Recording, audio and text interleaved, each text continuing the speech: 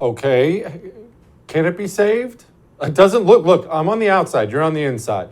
From the outside to me, it does not look like an organization that can be salvaged. That doesn't mean there aren't great people, but if all the leadership at the top is crap, then it doesn't do me any good because they're good field agents. Can it be saved?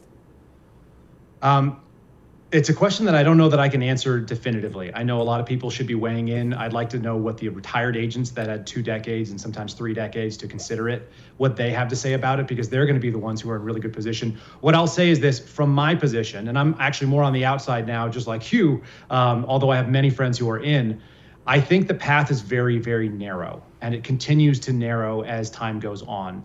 It just has to be done correctly. There has to be significant oversight. We need to really have the Bureau prioritize the protection of constitutional rights of the American citizens, and that means on both sides of the aisle.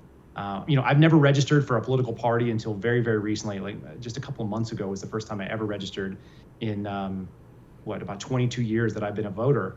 And so I don't feel strongly about any of the parties doing it right. I think they need to. That's their obligation. I think both of them, it should be bipartisan, and everybody should want a clean and an apolitical FBI. And I know that's what all the retired folks think, and I know that's what most of the people who work within the Bureau think as well. Okay. The leadership of the FBI, we're talking about the bad guys at this point in time. Not all of them, obviously, but the ones you see on TV all the time. They don't appear, they're not conducting themselves as if they're nervous in any way about any coming oversight. That's one of the things that floors me.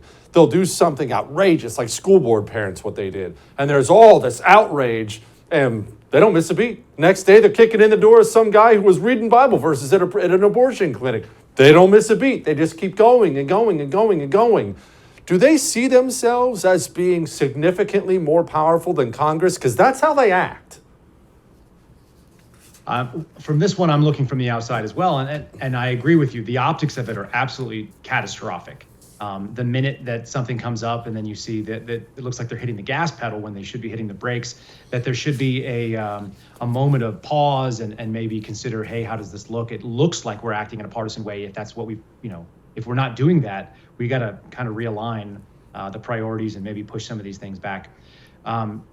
I tend to agree. I don't understand how people could operate like that without thinking there's going to be some oversight. We talk about abortion clinics and enforcement of the FACE Act, which is 18 U.S.C. 248. And, I read it pretty frequently. I have a bunch of times over the last week or two. And there's 2 halves to the FACE Act. That statute actually includes, the same penalties and the same issues for people that are blocking access to a church or a place of religious worship in violation of the First Amendment. And so there's another side of it, but we're not seeing anybody that was in San Francisco blocking the Catholic churches there or marching in through and interrupting mass, which I did see the videos of, and I don't see those people getting federal cases brought against them. Maybe they will in 2 years, but that's really not the way that it's looking in a good way for the Bureau. It looks terrible. Don't miss Jesse Kelly Breaks History, The Forgotten Genocide, the first episode of a new series available now exclusively for First TV supporters. Visit the First TV app or thefirsttv.com to subscribe and start watching today.